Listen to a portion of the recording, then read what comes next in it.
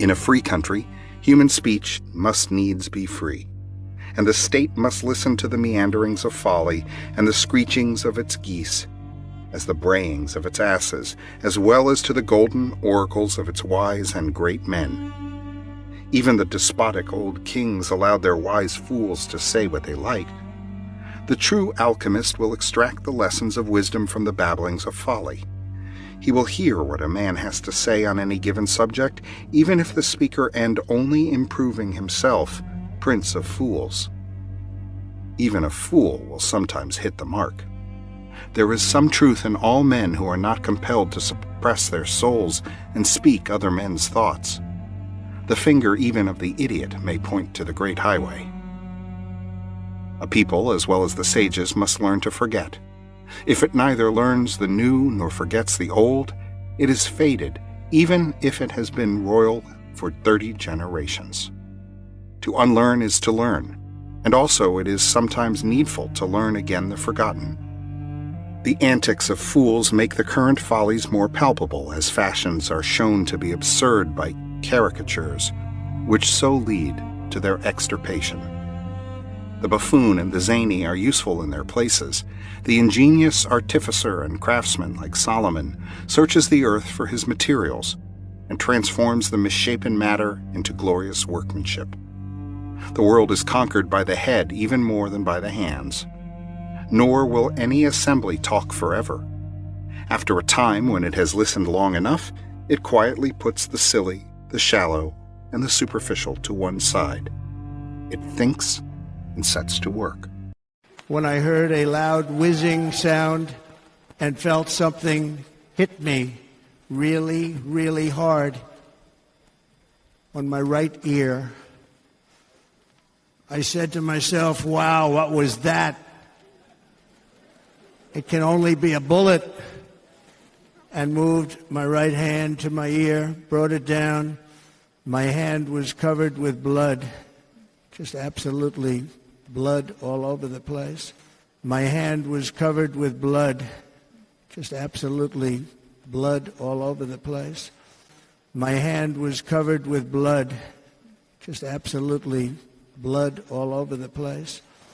I stand before you in this arena only by the grace of Almighty God.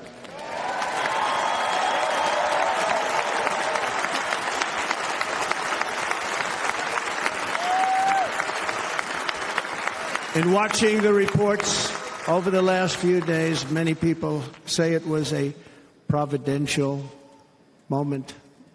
Probably was. When I rose, surrounded by Secret Service, the crowd was confused because they thought I was dead, and there was great, great sorrow. I could see that on their faces as I looked out. They didn't know I was looking out. They thought it was over. There was blood pouring everywhere, and yet, in a certain way, I felt very safe because I had God on my side. I felt that.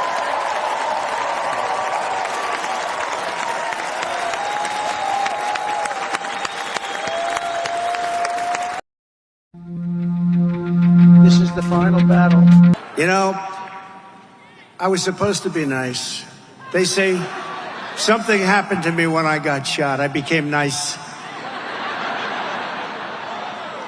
And when you're dealing with these people, they're very dangerous people. When you're dealing with them, you can't be too nice. You really can't be. So if you don't mind, I'm not going to be nice. Is that okay? You want me to be nice?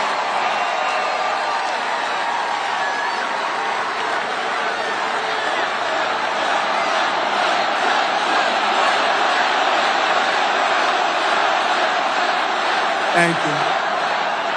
As soon as I get back in the Oval Office, I'll also immediately end the war on Christians. I don't know if you feel that. You have a war. There's a war. Trump states as soon as he returns, he will end the war on Christians. This reminds me of Revelation 12 verses 17, and the dragon was wroth with the woman and went to make war with the remnant of her seed, which keep the commandments of God and have the testimony of Yahushua.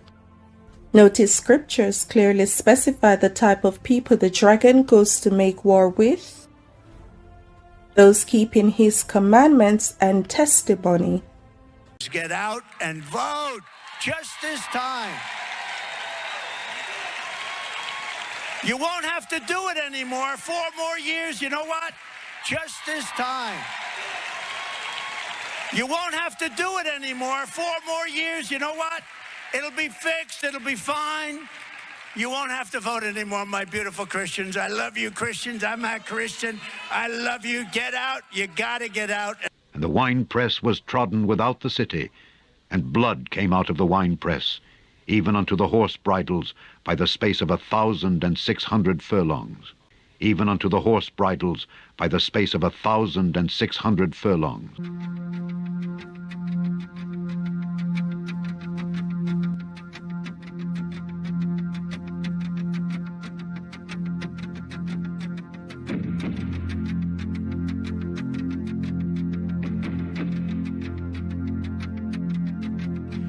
I will create a new federal task force on fighting anti-Christian bias.